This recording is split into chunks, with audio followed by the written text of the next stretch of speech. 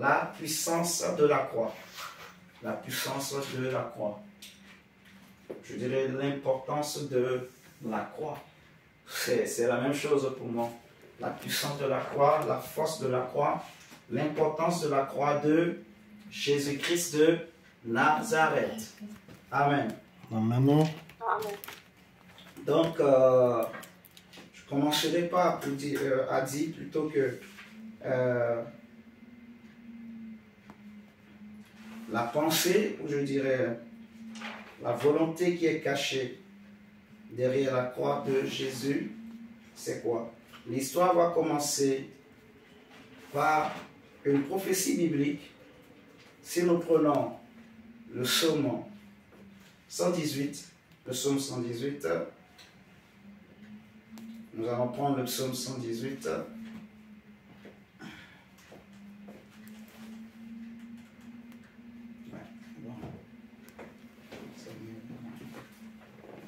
Le psaume 118,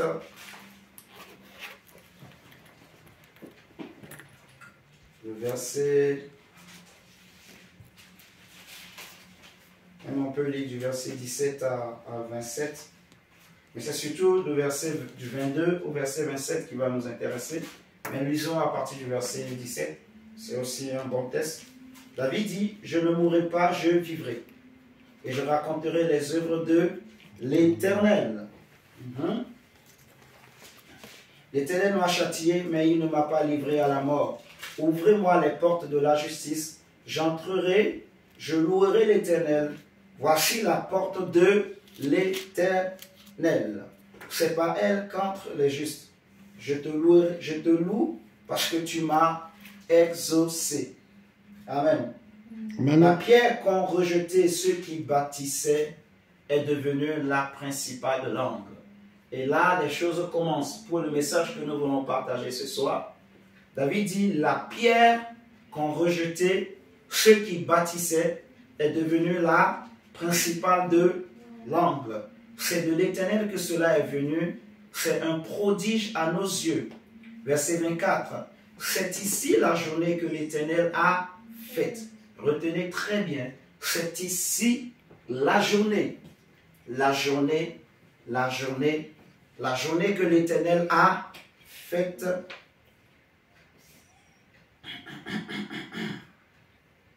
Qu'elle soit pour nous un sujet d'allégresse et de joie.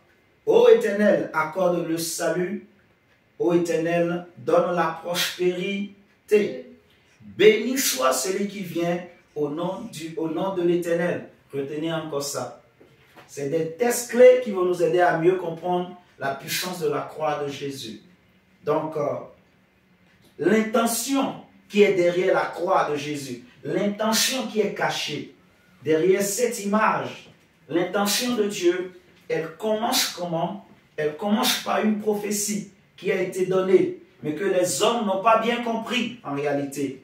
Et nous allons bien l'expliquer par la grâce de Dieu pour que chacun de nous comprenne la place, la position de la croix de Jésus dans notre vie, que chacun de nous saisisse en quelque sorte l'intention divine qui est derrière la croix de Jésus pour nos vies. Alléluia. Amen. Pour certains, pour nous, ça va être comme un rappel ou en même temps, le Seigneur va par sa grâce ajouter encore des choses, bien fixer des choses dans notre esprit au nom de Jésus. Il est dit au verset 26, « Béni soit celui qui vient au nom de l'Éternel. » Nous vous bénissons de la maison de l'Éternel. L'Éternel est Dieu et il nous éclaire. Maintenant on dit, attachez la victime avec des liens. Attachez la victime avec des liens. Amenez-la jusqu'aux cornes de l'autel. Tu es mon Dieu et je te loue. On peut me s'arrêter là au verset 27. Donc, attachez la victime avec des liens, amenez-la jusqu'aux cornes de l'autel.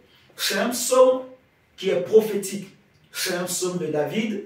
David, il est en train d'adorer son Dieu, mais à un moment donné, il se met à prophétiser. Il commence par déclarer des choses qui concernent en réalité le Messie.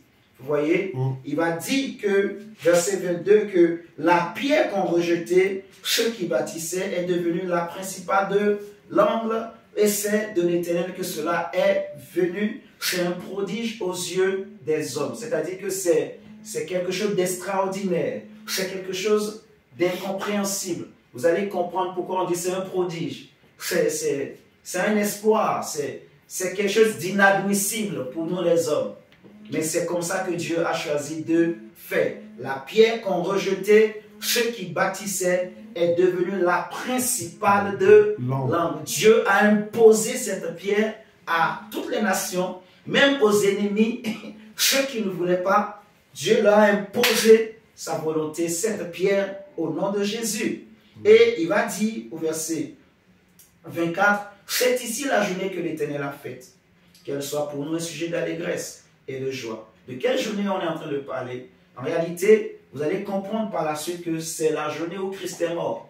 C'est une journée de joie pour les nations, pour nous, les hommes, qui ont compris l'intention de Dieu derrière la mort du Messie. Est-ce que vous me suivez ce soir? Amen. La Bible dit, verset 26, « Béni soit celui qui vient au nom du Seigneur. » Donc, il y a quelqu'un qui vient au nom de Dieu, au nom de l'Éternel, et on nous dit que celui qui vient là, c'est lui qui est la pierre angulaire, la pierre principale, qui était rejetée par les bâtisseurs et qui est devenue la principale de l'angle. Maintenant, ce qui est bizarre, c'est qu'au verset 27, on nous dit que attacher la victime. Il y a un portable qui sonne là. On nous dit attacher la victime avec des liens, amener-la jusqu'au corps de l'autel. Donc, celui qui vient, mon frère, ma soeur, au nom de l'Éternel, en fait, on est en train de nous dire que il y a une journée qui est réservée pour cette personne-là, qui va devenir la pierre angulaire, mais dans cette journée-là, cette personne sera traitée comme une victime, donc comme un sacrifice, un animal qu'on doit amener à l'autel. Or, quand on amène un animal devant l'autel, c'est pour faire quoi? C'est pour sacrifier.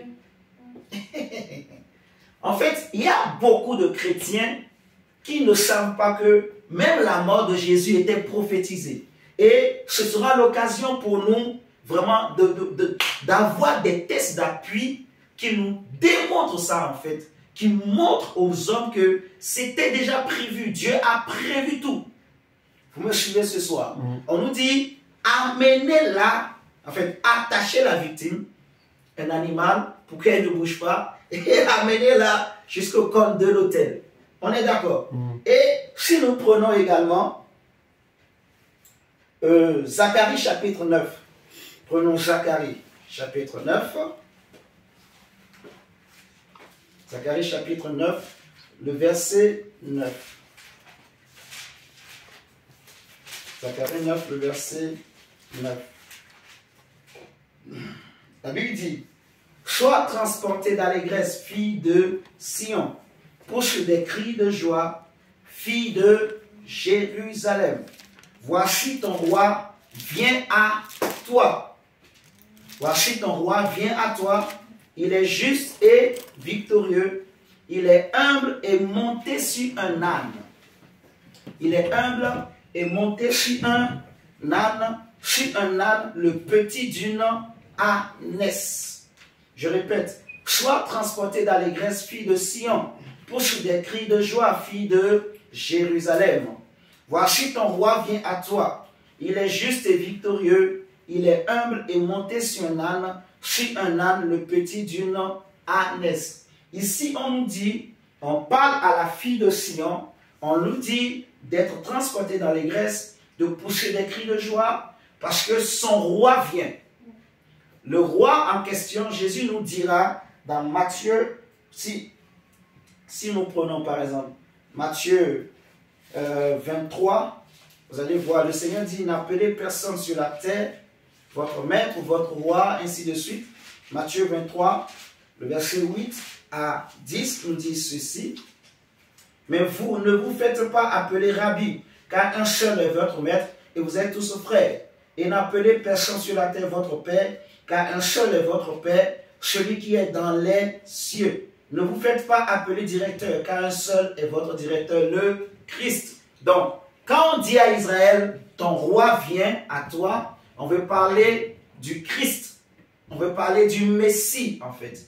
En réalité, le psaume 118 qu'on a lu, ça concerne le Messie. Et Zacharie 9 qu'on est en train de voir maintenant concerne également le Messie. Alléluia. Maintenant, ce qui est intéressant ici, on dit que le roi qui vient là, en fait, il est juste et victorieux, mais il est monté sur un âne. Il est monté sur un âne, sur le petit d'une ânesse. Alléluia. Mon frère, ma soeur, normalement, un âne, c'est un animal que les hommes ont domestiqué et c'est un animal de service. Alléluia. Je dis qu'un âne, c'est un animal de service. L'animal qu'on appelle l'âne est utilisé pour transporter des bagages lourds. Alléluia. Des affaires lourdes. L'âne est utilisé pour faire en fait, ce que l'homme ne peut pas porter, ce qui est lourd pour l'homme, que l'homme n'a pas la capacité, les épaules pour porter, on le fait porter à l'âne. Quand on veut parcourir une longue distance, on veut effectuer un grand voyage, on prend l'âne. En fait, c'est un animal qui peut supporter des poids. Vous êtes d'accord avec moi ce soir? Donc, on nous dit que le roi qui vient, en fait, il est monté sur un âne, sur le petit d'une ânesse. Donc, non, ça veut dire quoi? Ça veut dire en fait que le roi qui vient, il ne vient pas pour régner, en fait, il ne vient pas pour être servi, mais il vient pour servir. Je répète encore. Le roi qui vient, il ne vient pas pour être servi, mais lui, il vient pour servir. Est-ce que vous me comprenez, ceux qui sont en ligne? C'est très très important pour comprendre vraiment les choses. Ça va nous aider à bien comprendre pourquoi la croix. Parce que la Bible dit que la prédication de la croix est une folie. Mais si tu comprends bien pourquoi la croix, tu comprends les prophéties bibliques, tu comprendras en fait pourquoi c'est comme ça. Les Juifs, la Bible dit qu'ils ont cherché la justice de Dieu, mais ils l'ont cherché, en fait, ils ont voulu la trouver dans la loi, à leur façon.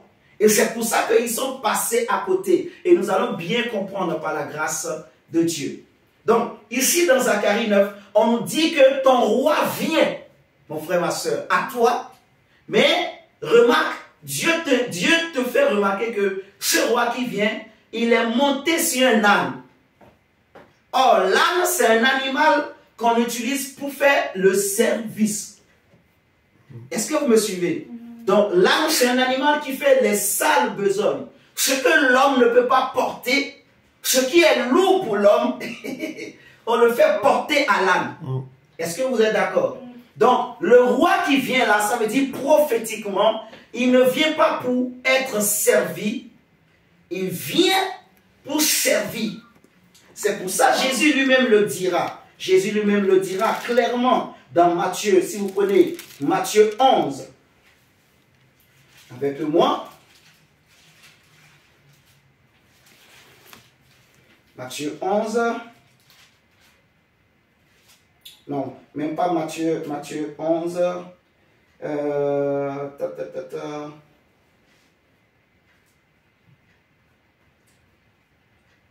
Matthieu, attendez, Matthieu 20. Prenez Matthieu 20 plutôt. On va lire Matthieu 11, mais on va lire d'abord Matthieu 20. Matthieu 20, le verset 28. Matthieu chapitre 20, le verset 28. Jésus dit, c'est ainsi que le Fils de l'homme est venu, non pour être servi, mais pour servir et donner sa vie comme la rançon de plusieurs.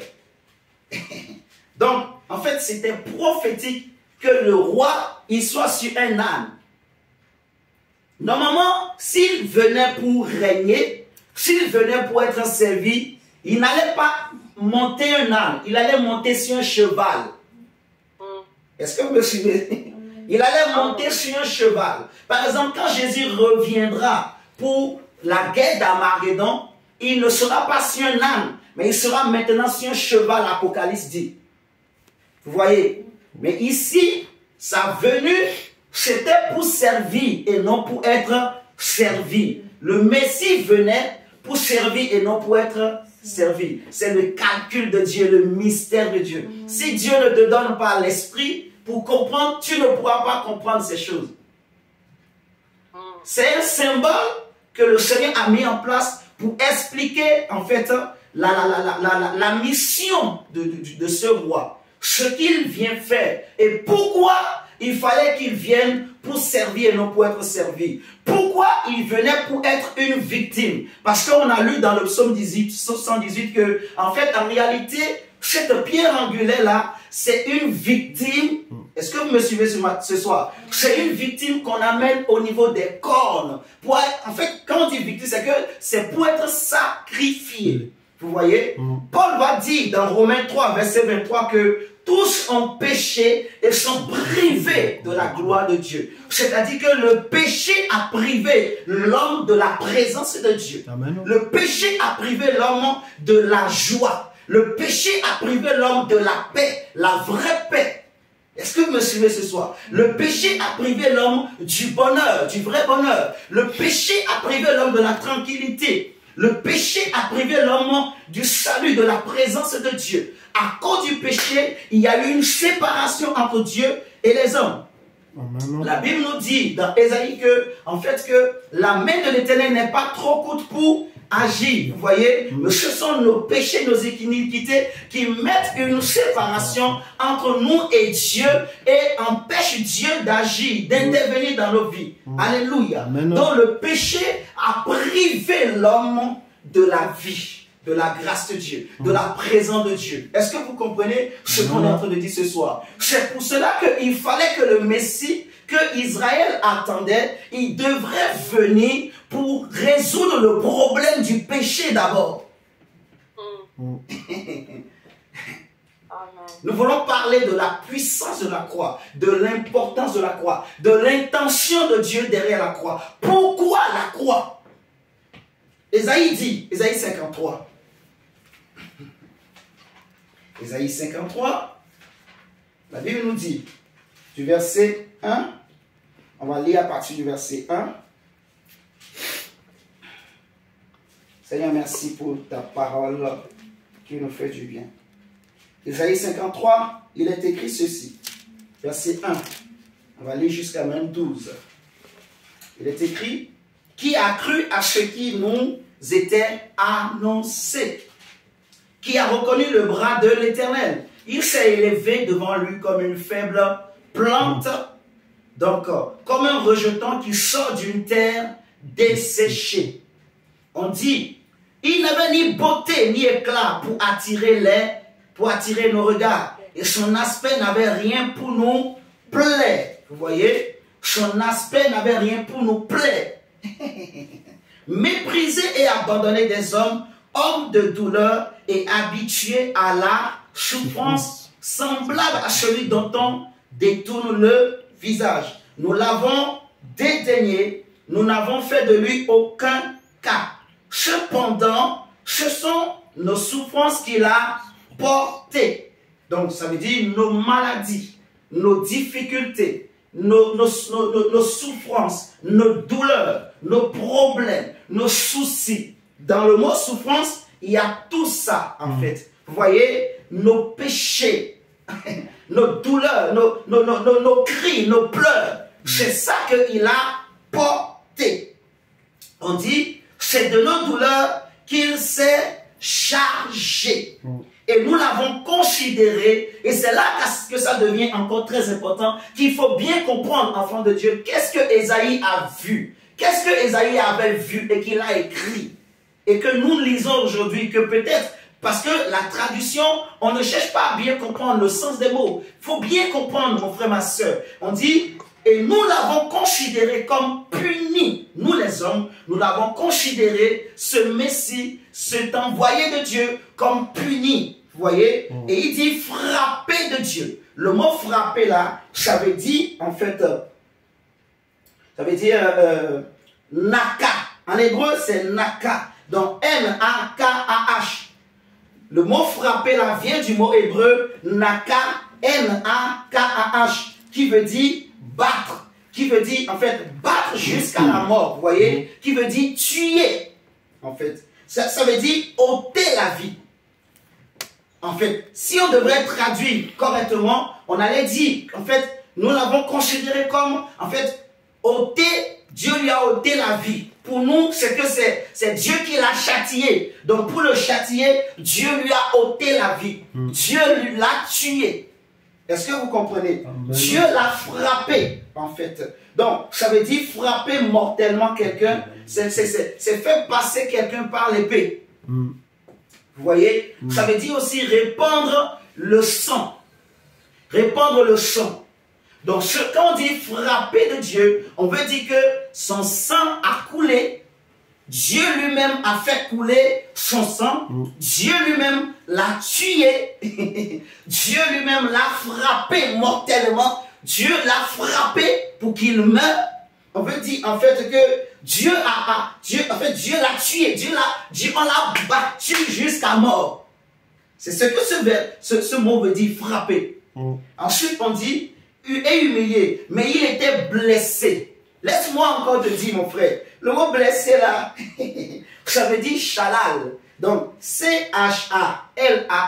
Je te prie de noter ces choses. Ça va t'aider, mon frère, ma soeur. Toi qui es appelé au ministère, tu dois connaître ces choses et leur sens. Tu dois connaître, mon frère, ma soeur. Il faut noter.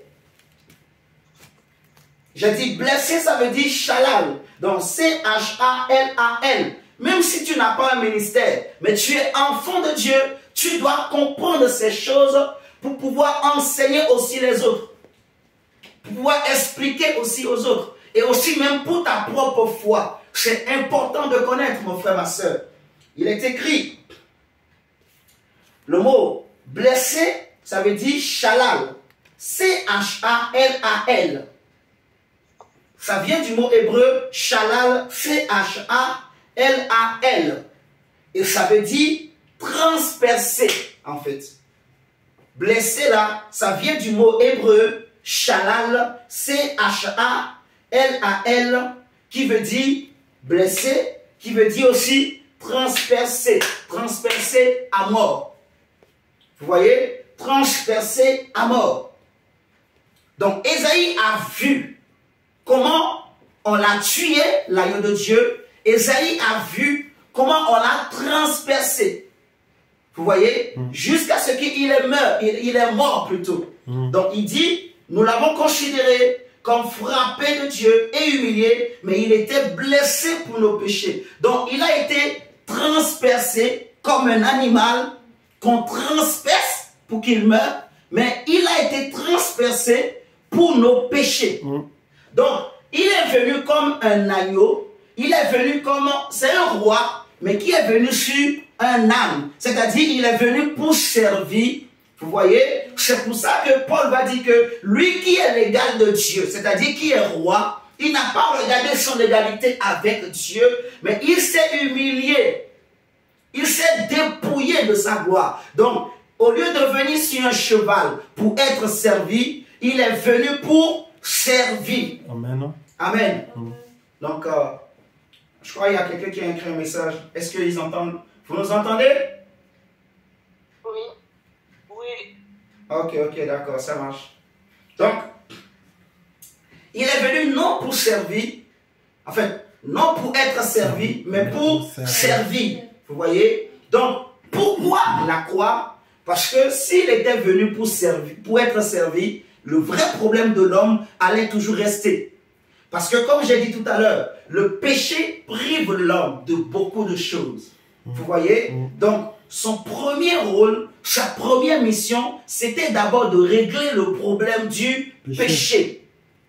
Le péché qui séparait l'homme de Dieu, il était venu pour régler ce problème d'abord. Vous voyez? Et donc, les prophètes avaient déjà annoncé que le Messie qui viendra, il viendra premièrement, lui qui est roi, mais il viendra comme un agneau, comme un animal. Parce que la Bible dira que pour régler le problème du péché, il faut un sang. En fait, vous voyez, si vous prenez avec moi Hébreux chapitre 9, prenons Hébreux chapitre 9, selon la loi de Dieu, pour ôter le péché, il faut le sang. La Bible dit qu'il n'y a pas de pardon de péché sans effusion de sang. Donc il fallait un sang, le sang d'un animal. Un animal sans tache ni ride. Tu me comprends, mon dieu? Prenons Hébreux chapitre 9.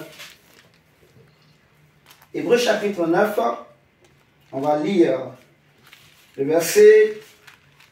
D'abord, on va lire verset 18 à 22. Et après, on va remonter. Hébreux chapitre 9. Verset 18 à 22. La Bible nous dit ceci.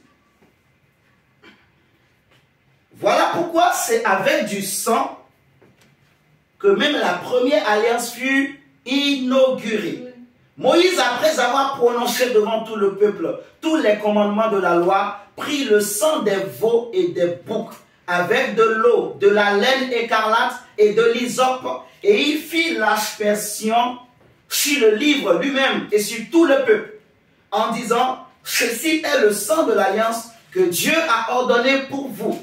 Il fit pareillement l'aspersion avec le sang sur le tabernacle et sur tous les ustensiles du culte. Verset 22, et presque tout d'après la loi est purifié avec du sang. Et sans effusion de sang, il n'y a pas de pardon de péché. Paul dit, tous ont péché et sont privés de la présence de Dieu. Et sont privés de la gloire de Dieu. Les hommes étaient privés du vrai bonheur. Les hommes étaient privés de la vraie joie. Quelqu'un a dit, qui me fera voir le bonheur dans la Bible?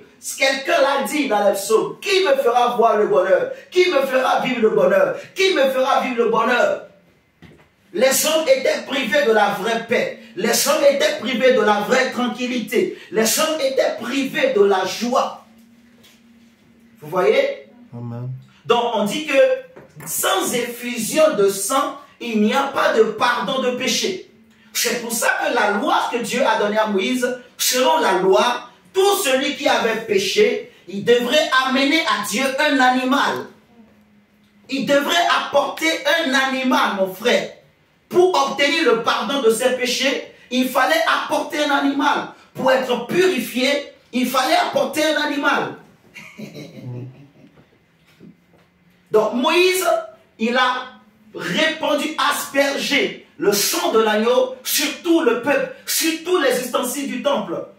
Le sang d'un animal. Si nous prenons par exemple Lévitique 4, vous allez voir avec moi que tout, quand quelqu'un fait un péché, pour se faire purifier, il doit amener un animal au sacrificateur, selon la loi de Moïse. Lévitique chapitre 4, le verset 1 à 4 nous dit ceci. L'Éternel parla à Moïse et dit, nous voulons parler de la puissance de la croix. La croix. La croix. La croix, ça parle de béni soit celui qui vient au nom du Seigneur.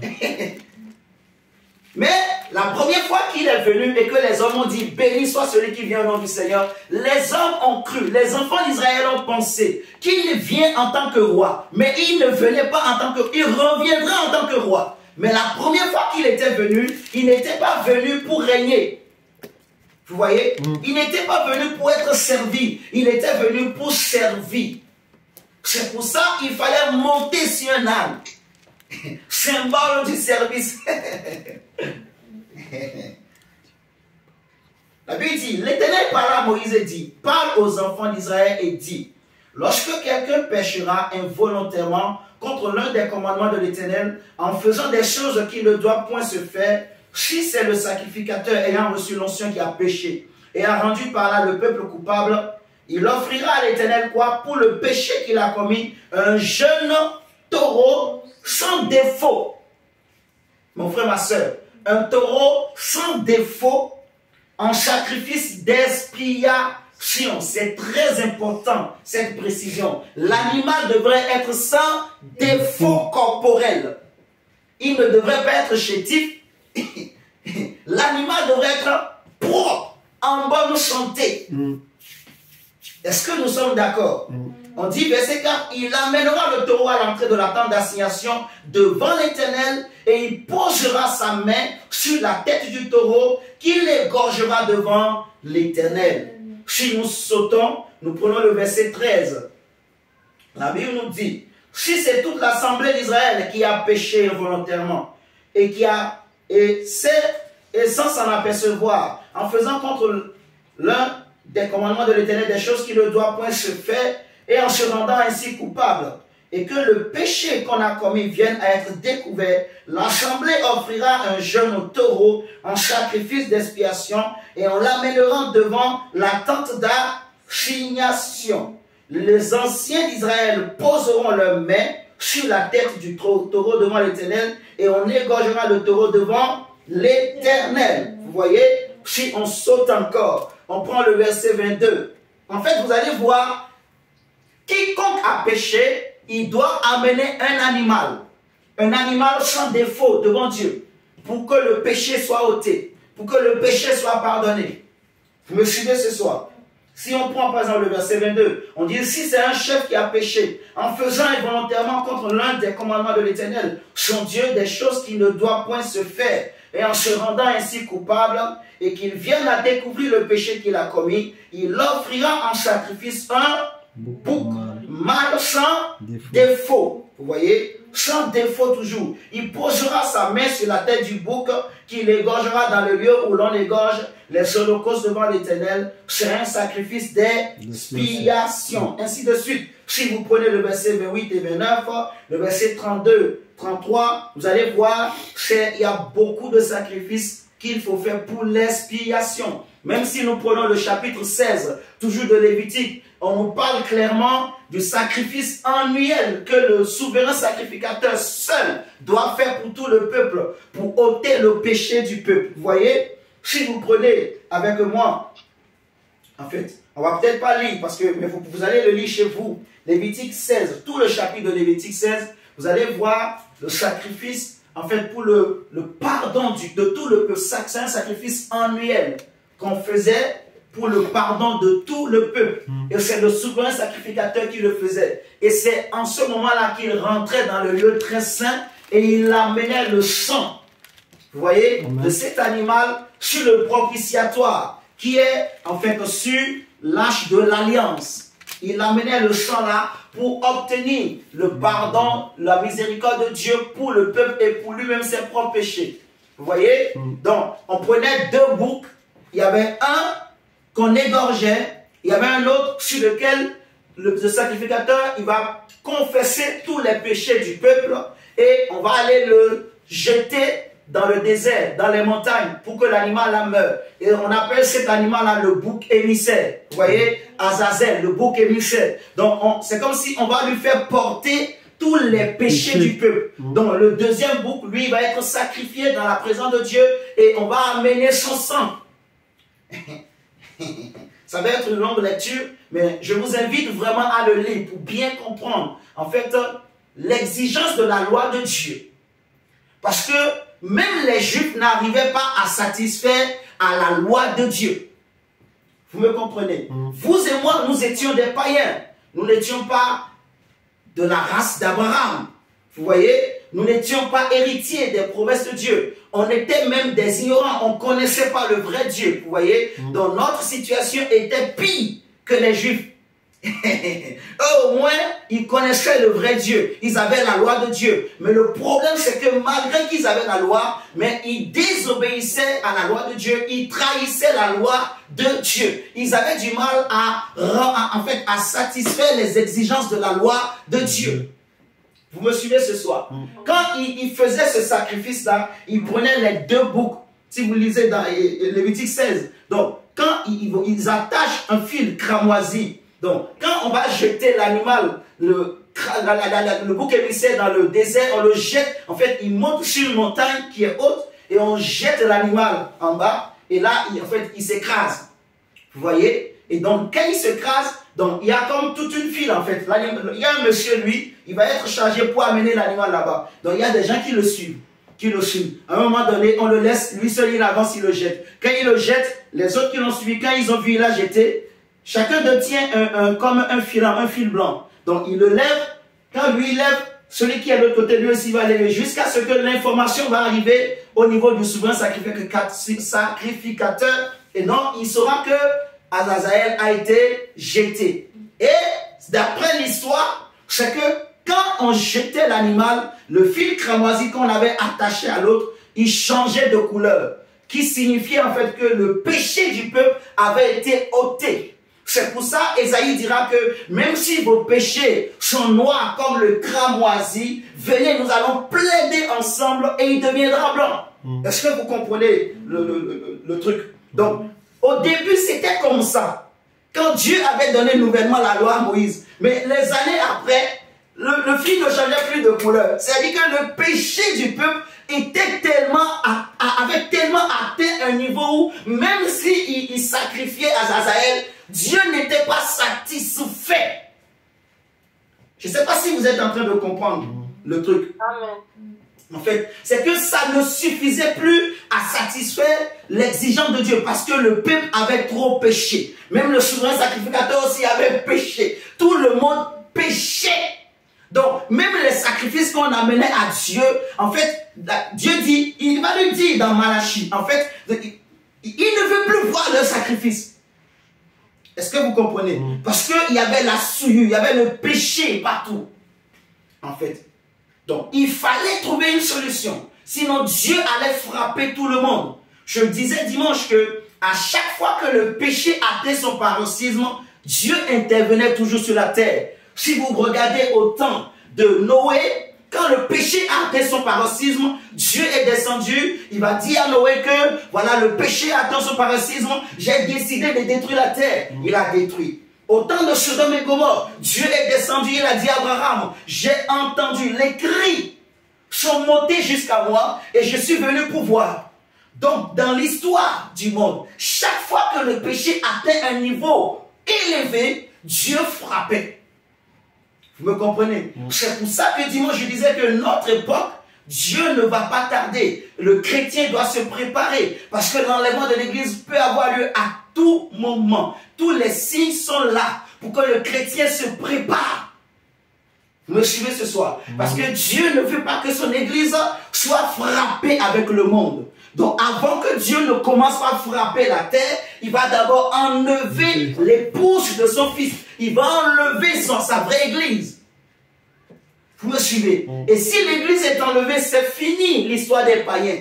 C'est maintenant Israël qui deviendra l'épouse de Dieu. Donc Dieu va traiter Israël non point selon l'évangile, mais selon la loi qu'il avait donnée à Moïse. Je ne sais pas si on est en train de comprendre. C'est vraiment deux choses différentes. Il faut bien comprendre. Par exemple, quand l'église passe, c'est fini. Il n'y a plus ce temps de grâce. On peut chasser les démons. On demande pardon. Il n'y a plus ça, c'est fini. Vous me suivez ce soir? Donc, si nous prenons par exemple Hébreux 9, qu'on avait lu tout à l'heure, regardez ce que la Bible nous dit.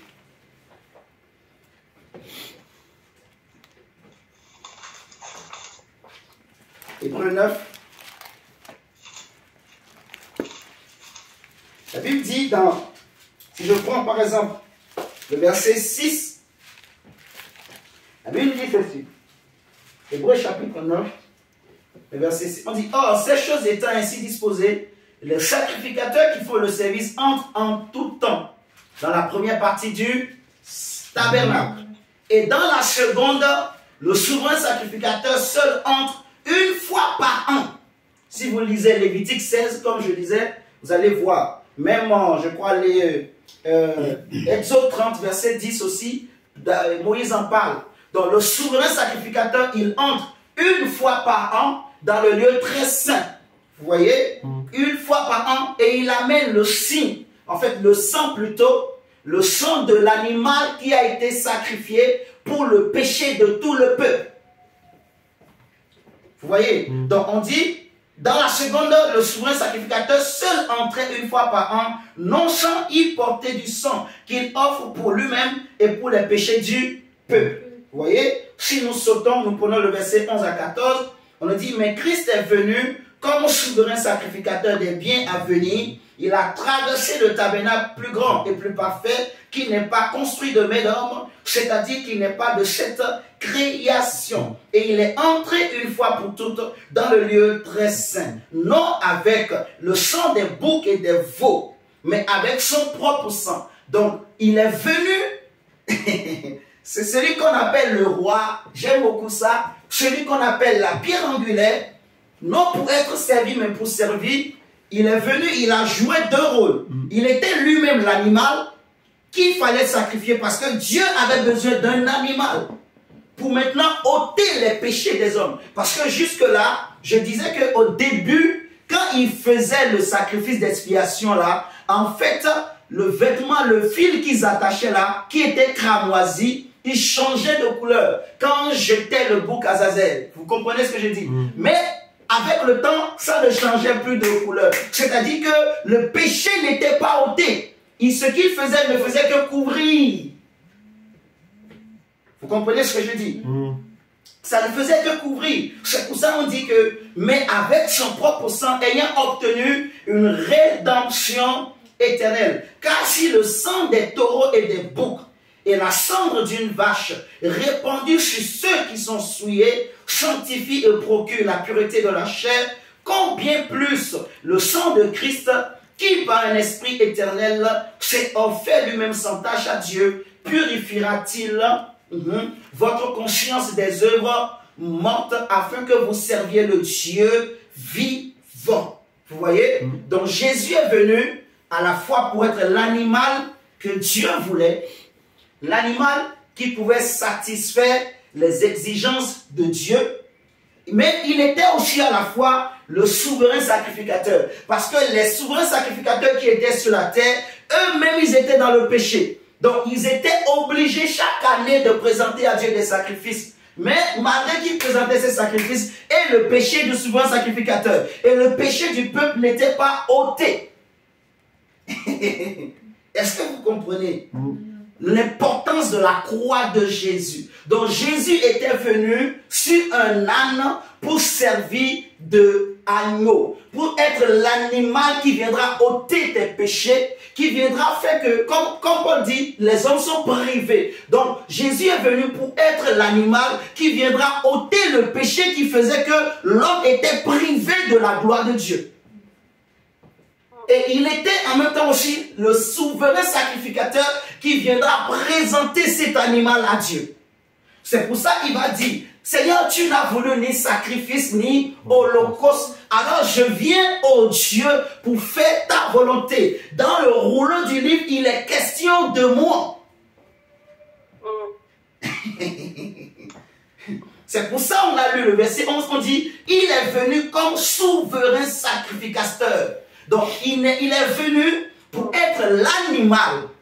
L'animal, mais en même temps, le souverain sacrificateur qui va présenter l'animal à Dieu. Vous voyez? C'est pour ça qu'on dit que, donc, il a traversé le tabernacle plus grand et plus parfait, qui n'est pas construit de main d'homme. C'est-à-dire qui n'est pas de cette création. Et il est entré une fois pour tout dans le lieu très saint. Mon frère, c'est très important de comprendre. Je le répète, chrétien, chrétienne. Il faut comprendre cette réalité. C'est important. Tu comprendras la puissance de la croix. Pourquoi la croix? Pourquoi la croix? La place de la croix dans ta vie, chrétien. La place de la croix dans ta vie, mon frère, ma soeur. Tu comprendras le sens. Vous me comprenez? La Bible dit, il est rentré. Donc, une fois pour toutes, alors qu'avant, chaque année, le souverain sacrificateur devrait rentrer dans le lieu très saint. Parce que le péché n'était pas ôté. Mais Jésus est rentré une fois pour toutes dans le lieu très saint. Non avec le sang des boucs et des veaux. Parce que le sang des boucs et des veaux ne faisait rien. Donc, on dit, mais avec son propre sang.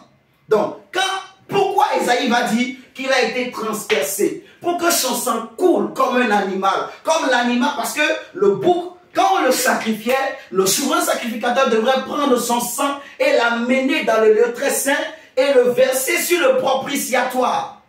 Vous voyez? Donc c'est pour ça, Hébreu dit que sans effusion de sang, il n'y a pas de pardon de péché. Donc lui-même, on l'a transpercé pour que son sang coule. On l'a sacrifié comme un animal pour qu'il soit en fait l'agneau qui vient ôter le péché. C'est pour ça que Jean-Baptiste l'a vu. Il a dit, voici l'agneau de Dieu qui ôte le péché du monde. Amen. Voici l'agneau de Dieu qui vient ôter le... Donc il est l'agneau, il est l'animal. Je ne sais pas si on est en train de comprendre. Il n'est pas venu pour régner maintenant. C'est quand il reviendra qu'il viendra maintenant pour régner. Vous voyez ce que je dis? C'est des figures symboliques qui nous démontrent en fait le rôle qu'il joue dans chaque époque. Vous voyez? Et tu vas comprendre avec moi par la suite que si Jésus n'avait pas fait ça, toi et moi on est perdus. Mais maintenant comme il est venu, tu vas voir, à cause de la croix, toi et moi maintenant, nous sommes enfants de Dieu. Nous pouvons être sauvés. Nous pouvons, Dieu va nous épargner de la colère à venir. Vous me comprenez? C'est très important, mon frère, de bien comprendre. Pourquoi la croix? Pourquoi il fallait? En fait, et c'est ça la folie des Juifs. Ils n'arrivent pas à comprendre. Parce que c'était écrit dans le livre. Mais ils n'ont pas percé tous les mystères des prophéties bibliques. Ils savaient que le Messie devrait naître à Bethléem, point. Mais ce qui va se passer autour de lui, c'était caché. Eux, ils ne comprenaient pas. Même les prophètes ne comprenaient pas tout. Dieu cachait. Le Seigneur leur disait que ce n'était pas pour vous, c'est pour les autres.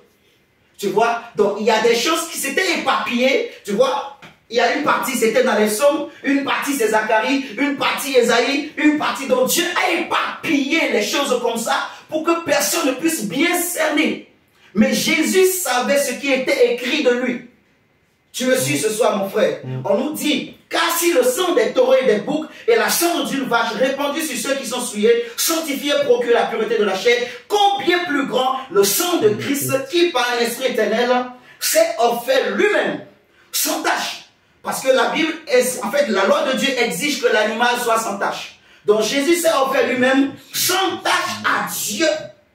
Purifiera-t-il votre conscience des œuvres mortes? Donc, là où le sang des vaches et des taureaux couvrait le péché, le sang de Jésus vient pour ôter le péché. Et Jésus ne l'a pas fait 2 fois. Jésus ne l'a pas fait 3 fois. Il ne le fera pas une autre fois. Il a fait une seule fois. C'est-à-dire que, avant, pourquoi les souverains sacrificateurs étaient obligés de répéter? Parce que, quand ils le faisaient, ça ne satisfaisait pas l'exigence de Dieu. Mais ce que Jésus a fait, c'est un sacrifice qui était parfait, que Dieu a mangé et Dieu était content. Dieu a agréé.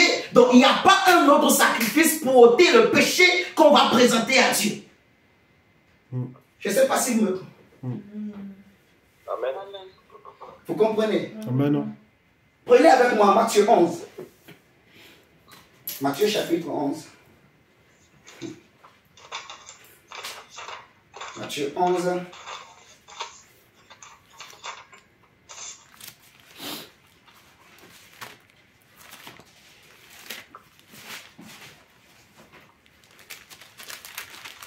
Verset 1. La Bible dit, lorsqu'ils approchaient de Jérusalem et qu'il fut près de Bethphagée et de Béthanie, vers la montagne des Oliviers, Jésus envoya 2 de ses disciples en leur disant, allez au village qui est devant vous. Dès que vous y serez entrés, vous trouverez un ânon attaché. D'ailleurs, même si nous prenons d'abord le chapitre 10, avant de prendre le 11, si nous prenons le chapitre 10, à partir du verset 32, la Bible dit, ils étaient en chemin pour monter à Jérusalem.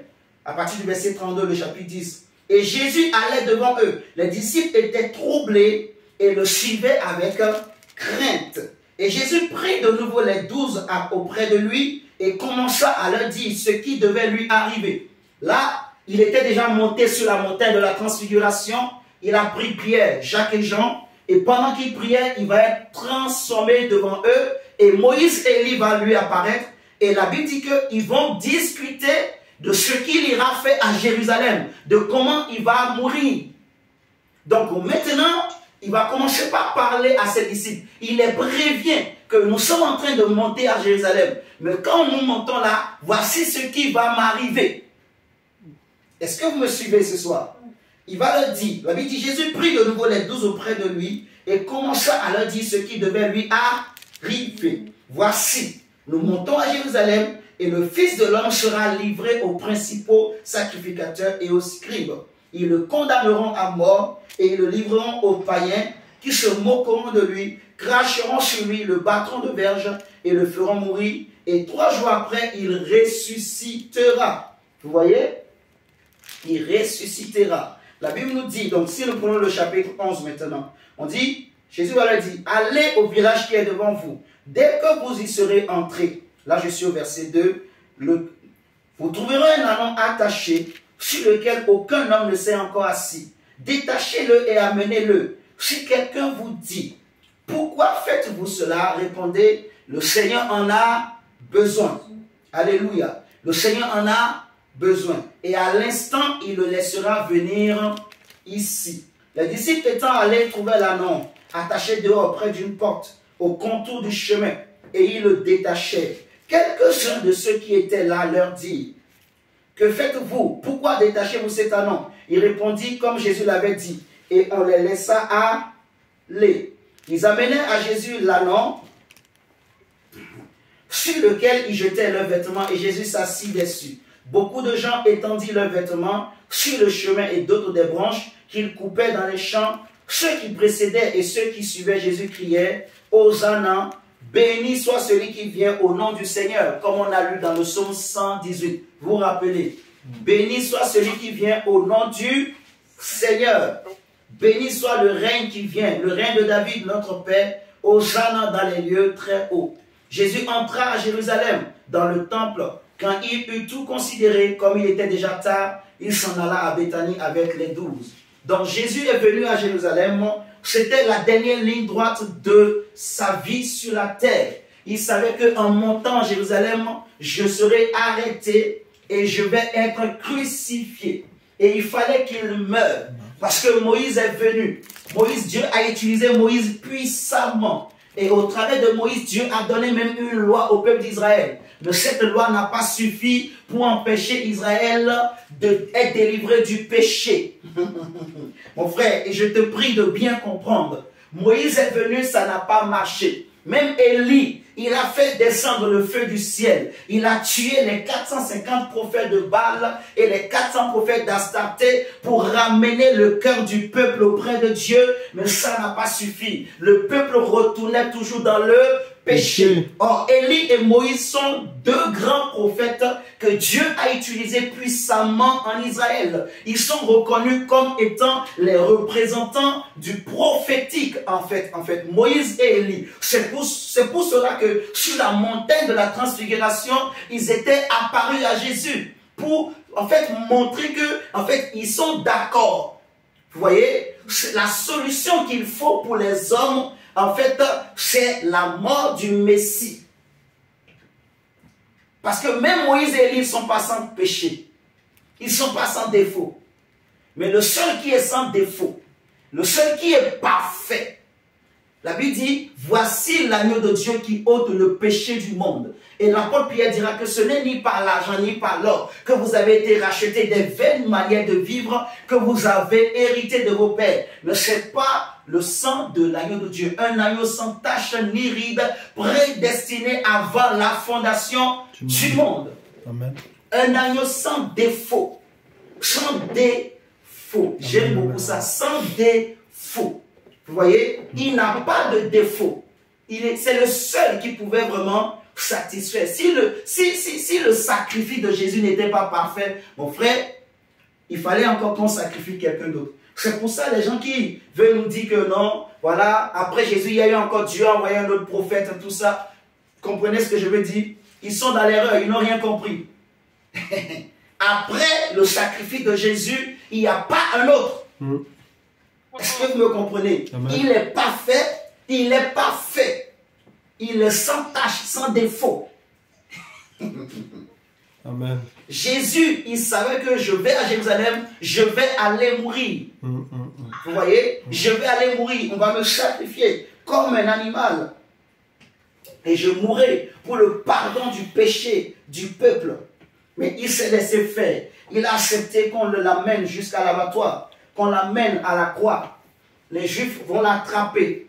Lui qui est roi des rois, il va dire à Pierre, ne sais-tu pas que à l'instant, même si je veux, je peux demander à mon Père de m'envoyer 12 légions d'anges et il veut m'envoyer, tu vois. Mais il n'a pas fait, il s'est laissé faire. Vous voyez, il a accepté d'être considéré comme un animal, comme un agneau. Ésaïe dira en fait que comme un agneau qu'on mène à l'abattoir. Ésaïe 53 qu'on a lu tout à l'heure, on n'a même pas fini la lecture. Il est écrit, Seigneur merci.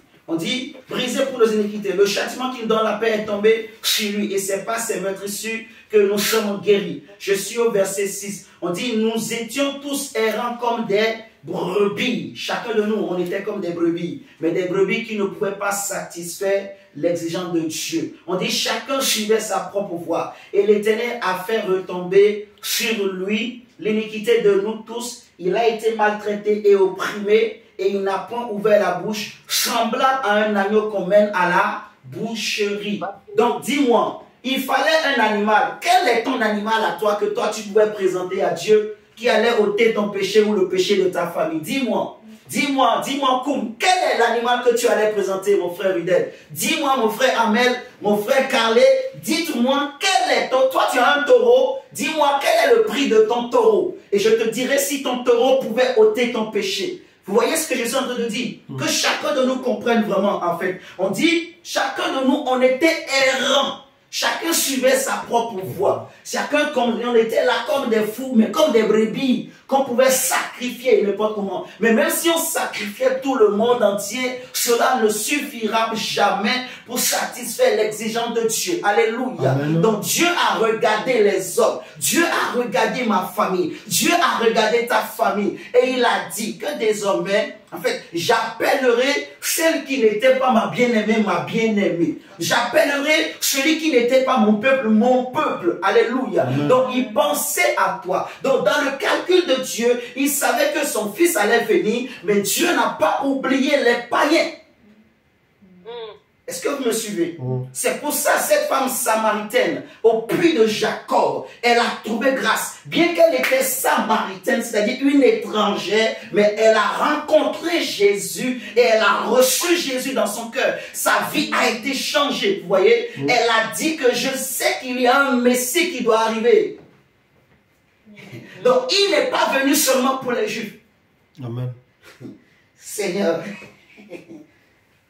on dit... Comme un agneau qu'on mène à la boucherie, à une brebis muette devant ceux qui l'attendent. Il n'a point ouvert la bouche. Il a été enlevé par l'angoisse et le châtiment. Et parmi ceux de sa génération qui a cru qu'il était retranché de la terre des vivants et frappé pour les péchés de mon peuple.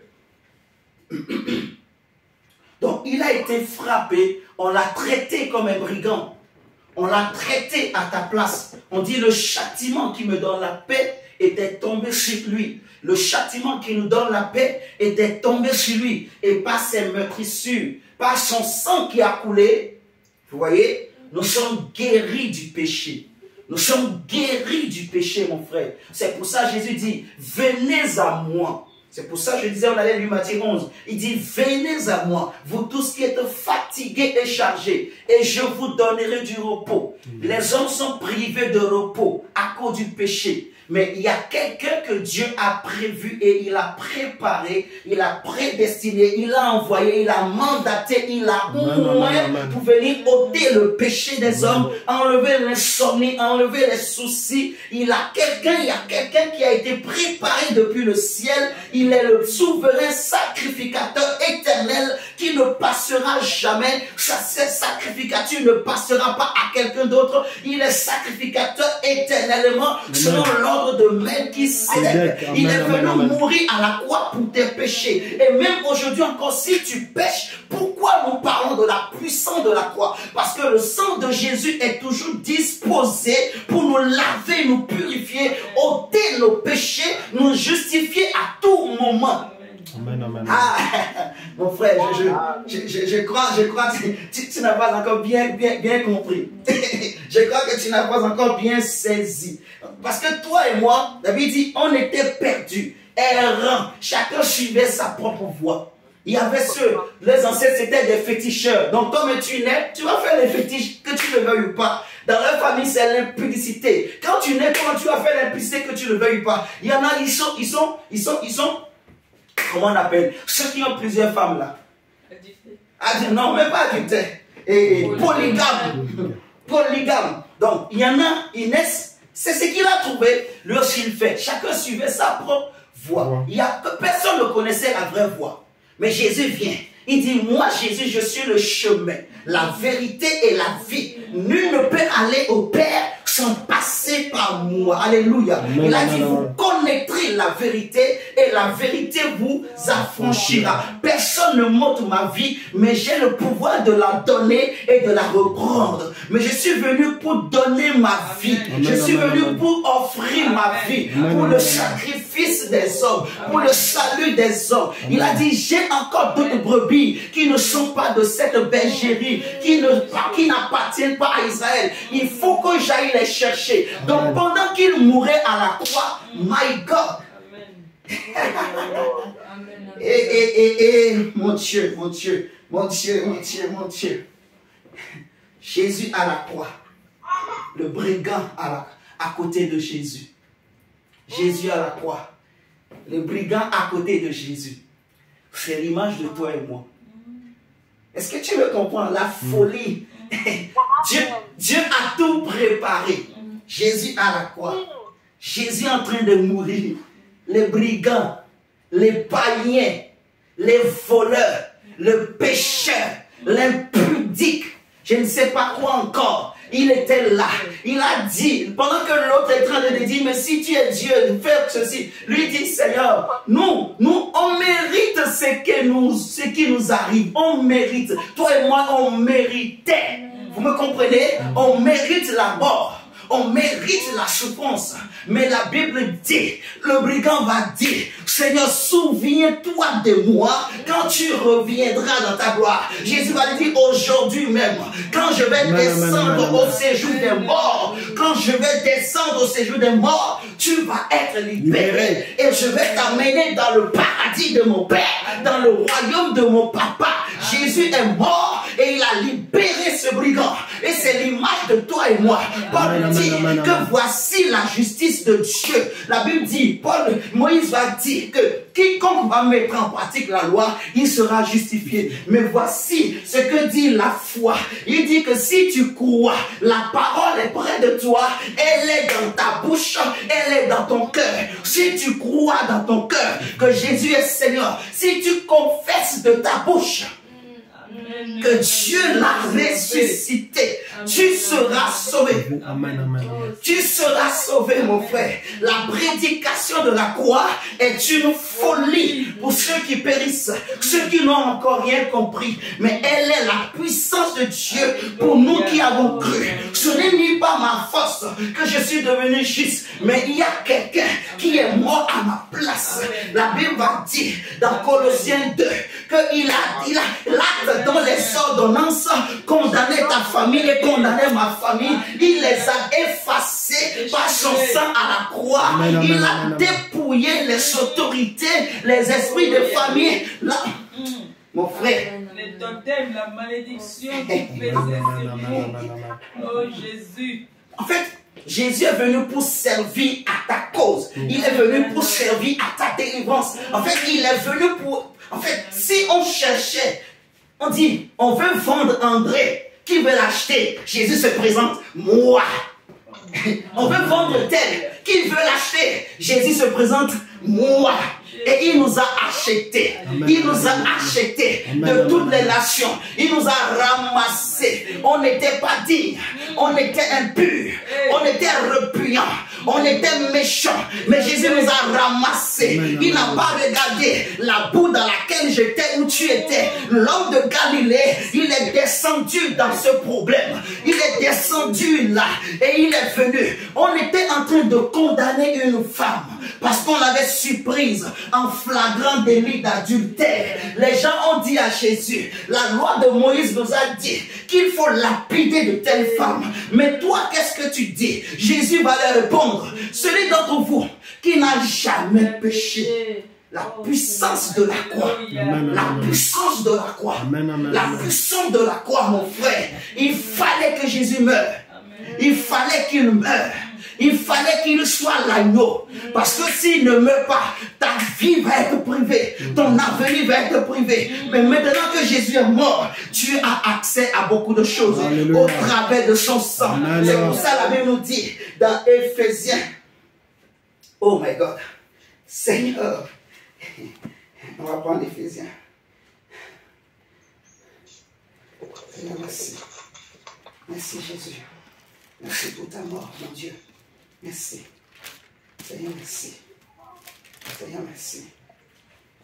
Seigneur, merci. Oh Dieu. Merci. Merci Seigneur, mon Dieu. Merci. Éphésiens 2, verset 11. Éphésiens 2. La Bible nous dit ceci. C'est pourquoi vous, autrefois païens dans la chair, appelés incirconcis, par ceux qu'on appelle circoncis, et qui le sont à la chair par la main de l'homme. Souvenez-vous que vous étiez en ce temps-là sans Christ. Vous voyez, privés du droit de cité en Israël. Étrangers aux alliances de la promesse, sans espérance et sans Dieu dans le monde. Mais maintenant en Jésus-Christ, vous qui étiez jadis éloignés, vous avez été rapprochés par le sang de Christ. Car il est notre Père, lui qui des deux n'en a fait qu'un et qui a renversé le mur de séparation, l'inimitié, ayant anéanti par sa chair la loi des ordonnances dans ses prescriptions, afin de créer en lui-même avec les deux un seul homme nouveau, en établissant la paix, et de les réconcilier l'un et l'autre en un seul corps, avec Dieu, par la croix, en détruisant par elle l'inimitié. Il est venu annoncer quoi? La paix à vous qui étiez loin et la paix à ceux qui étaient près. C'est par lui, verset 18, car par lui plutôt, nous avons les uns et les autres maintenant accès auprès du Père dans un même esprit. Vous voyez, maintenant, parce que Jésus est mort, parce qu'il y a la croix, c'est-à-dire qu'il y a la croix. Vous me comprenez? La croix existe. La mort, en fait, la croix, c'est la mort de Christ. Vous voyez? La croix ne veut pas, ce n'est pas, en fait, la croix, ce n'est pas le lieu de puissance. C'est le lieu où l'agneau de Dieu a été immolé. Mais pour nous, c'est une puissance. C'est pourquoi c'est un jour de joie. Je ne sais pas si vous comprenez. C'est pour ça qu'on dit c'est la journée que l'Éternel a fait. C'est une journée de joie pour toi, mon frère. C'est une journée pour toi, chrétien. Tu vois, c'est là où notre Pâque a été immolé. C'est là où l'agneau pascal qui nous délivre de l'Égypte, qui nous délivre de Pharaon et de son armée, qui nous délivre du péché, a été immolé. Amen. Vous comprenez? C'est important, mon frère, ma soeur. Et c'est une puissance. C'est une puissance pour nous. Si nous prenons 1 Corinthiens 18, comme 1 Corinthiens chapitre 1 plutôt, verset 18, comme je disais tout à l'heure, la Bible dit au verset 18 que car la prédication de la croix est une folie pour ceux qui périssent, mais pour nous qui sommes sauvés, elle est une puissance de Dieu. Aussi est-il écrit, je détruirai la sagesse des sages et j'anéantirai l'intelligence des intelligents. Où est le sage, où est le scribe, où est le disputeur de ce siècle? Dieu n'a-t-il pas convaincu de folie la sagesse du monde? Car puisque le monde, avec sa sagesse, n'a point connu Dieu dans la sagesse de Dieu, il a plu à Dieu de sauver les croyants par la folie de la prédication. Les Juifs demandent des miracles et les Grecs cherchent la sagesse. Nous prêchons Christ crucifié, scandale pour les Juifs et folie pour les païens. Mais puissance de Dieu et sagesse de Dieu pour ceux qui sont appelés. C'est important, tant Juifs que Grecs. Car la folie de Dieu est plus sage que les hommes et la faiblesse de Dieu est plus forte que les hommes, mon frère, ma soeur. C'est très important. Vous voyez, la prédication de la croix est une puissance pour toi et moi.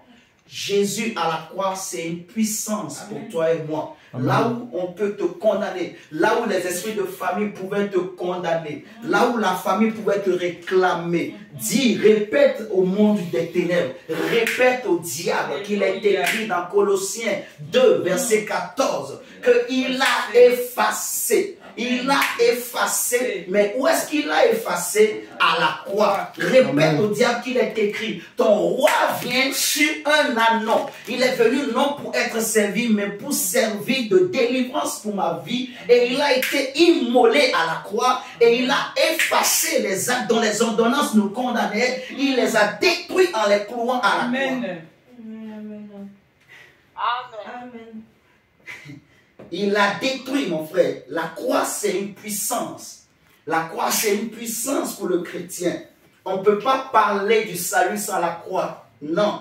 On ne peut pas parler de bénédiction avec Dieu sans la croix. Ce n'est pas possible. Il faut passer par la croix. Amen.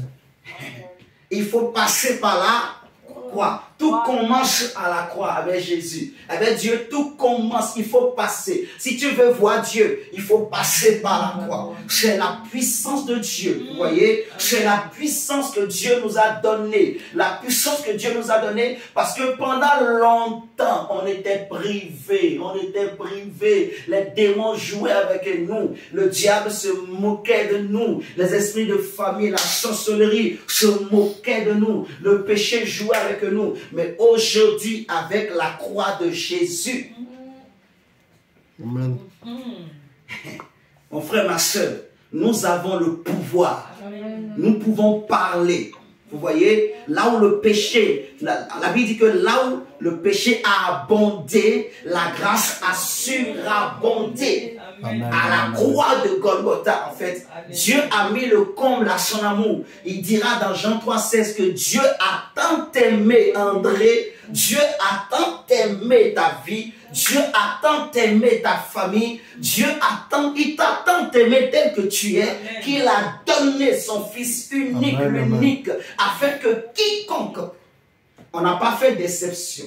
On n'a pas dit les hommes ou les femmes. On n'a pas dit les petits ou les grands. On n'a pas dit les jaunes ou les rouges. Mais on dit quiconque croit en lui ne périsse point, mais qu'il ait la vie. Qu'il soit sauvé. Qu'il soit délivré. Qu'il vive. Amen. Alléluia. Amen. Donc mon frère, dis c'est la journée que Dieu a préparée pour moi. La croix de Jésus, c'est ta journée, mon frère. Je veux te dire que la croix, c'est ta journée. Il faut que tu le saches. C'est ma journée. C'est le jour où je suis né. C'est le jour où j'ai changé d'identité. C'est le jour où ma vie a changé. C'est le jour où ma vie, je le dis, c'est le jour où ta vie a changé. De faible que tu étais, tu es devenu fort le jour où Jésus a été crucifié à la croix. De pauvre que tu étais, tu es devenu riche. La Bible dit dans Corinthiens que lui qui n'a jamais péché, il a été fait péché pour toi afin que toi tu vives la justice de Dieu. Amen. Il est écrit que lui, il s'est fait pauvre de riche qu'il était pour que toi tu deviennes riche. Alléluia. C'est la croix. La journée que l'Éternel a fait, c'est ce jour-là pour toi. Est-ce que tu comprends, mon frère? Le jour que Dieu a réservé pour toi, pour que ta vie change, ça commence à la croix. Vous me comprenez ce soir? Donc, en tant que chrétien, cette vérité va être dans ma tête. La croix, c'est la puissance. La journée que l'Éternel a fait. La Bible dit qu'elle soit pour nous une journée de joie. Là où Jésus pleure. Oui, Seigneur, c'est vrai que tu as pleuré. Mais il fallait pleurer pour nous. Est-ce que vous comprenez? Jésus lui-même dit, il est avantageux pour que je m'en aille. Tu vois? Il est avantageux. Il fallait qu'il meure. Il fallait. C'est pour ça quand il va dire, Seigneur, s'il était possible, éloigne de moi cette coupe. Dieu n'a même pas fait attention.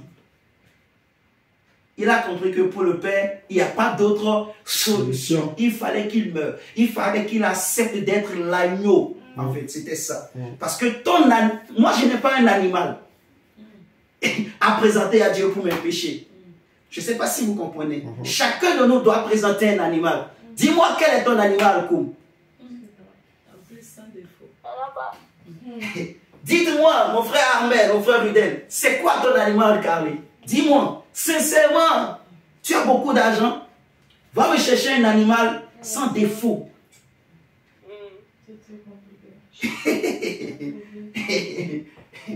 Les Juifs ont tout fait. Ils ont mélangé, tu vois, les gènes, là, ils ont fait ce que la biologie, ils font là pour créer une race spéciale. Mais malgré tout ça, là, non. Le péché était toujours là.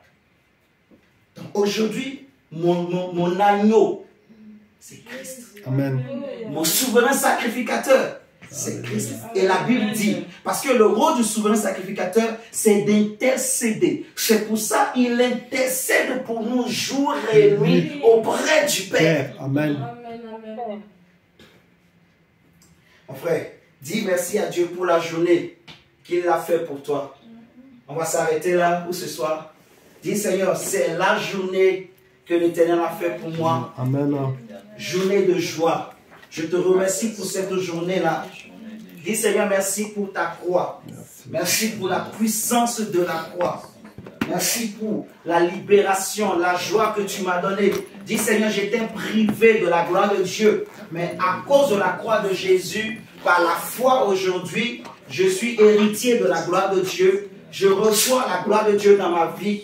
Je reçois la gloire de Dieu en moi, dans mon esprit, dans mon âme, dans mon corps, Amen. Dans ma famille, au nom de Jésus.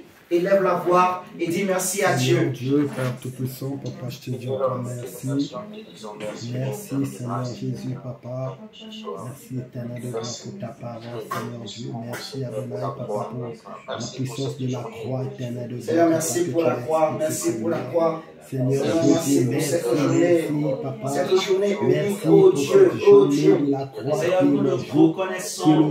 C'est une journée spéciale, une journée particulière. que tu m'as accordé le Merci salut. pour la Là où journée, je te la dis journée de la merci, croix. merci pour Il y a plus de 2000 ans maintenant. Merci, Seigneur. Mais cette journée-là, elle est toujours d'actualité. Toi et moi, mon frère. C'est une journée unique. C'est une journée unique. Il n'y aura pas deux jours comme ça. Il n'y en aura pas, il n'y en aura pas, il n'y en aura pas. Il n'y en aura pas, il n'y en aura pas, il n'y en aura pas. Seigneur, merci pour la journée que tu as faite. Elle est pour moi une journée de joie. C'est un jour de joie, c'est un jour de joie. C'est un jour de joie. C'est un jour de joie, c'est un jour, Papa, que tu m'as choisi, c'est un jour que tu m'as transformé, Seigneur. Oh, sois béni, sois béni. Quand Jésus m'a sauvé, jour de joie. Quand Jésus m'a Seigneur, c'est le jour que jour tu de as enlevé le péché, c'est le Quand jour que Jésus tu as m'a payé le prix pour sauvé. moi. C'est le jour que tu m'as racheté, Seigneur. C'est le jour, Papa, que tu m'as libéré de la prison. Quand Jésus m'a Père, merci, merci. Merci pour les jours de la croix. Merci pour cette belle journée. Merci, Seigneur. Oh, je te bénis, Quand Seigneur. Jésus Oh, m'a merci, sauvé, Seigneur. quel jour de joie. Merci, éternel Dieu, Quand Papa, Jésus m'a pour ce jour de la sauvé. croix. Merci, Jésus. Merci, papa. Merci pour les feux de gloire. Seigneur, merci. Merci, Seigneur. Je te bénis. Veux-tu briser du péché le pouvoir? La force est en Christ, la force est en Christ. Si dans ton cœur tu veux le recevoir, la force est dans le sang de Christ. Je suis fort, fort. Oui, plus que vainqueur. Par le sang de Jésus, mon sauveur. Je suis fort. Oui, plus que vainqueur. Par le sang de Jésus, mon sauveur. Oh, je suis fort. Oui, plus que vainqueur. Par le sang de Jésus, mon sauveur. Je suis fort. Oui, plus que vainqueur. Par le sang de Jésus, mon sauveur. Oh, c'est la journée que le Seigneur a fait, que le Seigneur fait, oh, qu'elle soit pour nous, oh, qu'elle soit pour toi, une journée de joie, une journée de joie, oh, c'est la journée que le Seigneur a fait, qu'elle soit pour nous, une journée de joie, c'est la journée que le Seigneur a fait. Amen, amen, amen. Seigneur, merci pour la journée. Merci pour le sang de la croix, le sang de Jésus, le sang de l'agneau. Seigneur, moi je n'avais pas d'animal, aucun de nous n'avait. Mais tu as donné ton Fils unique. Seigneur, tu as donné ton Fils unique pour nous à la croix, pour régler tous les problèmes. Seigneur, pour nous libérer du péché. Et chaque fois que le péché veut crier contre nous, chaque fois que le péché veut nous condamner, Seigneur, désormais, nous allons nous rappeler de cette journée et nous allons dire à Dieu, Seigneur, souviens-toi de cette journée que tu avais faite. Souviens-toi de ce jour où le sang de ton Fils a coulé. Oui, Seigneur. Pardonne nos péchés. Seigneur, c'est pour cela nous pouvons toujours te dire pardon. Et nous savons que quand nous disons pardon, tu nous pardonnes. Tu nous laves du péché. Tu enlèves la culpabilité. Tu enlèves la condamnation. Tu enlèves les œuvres mortes. Tu purifies nos consciences, Seigneur. Merci.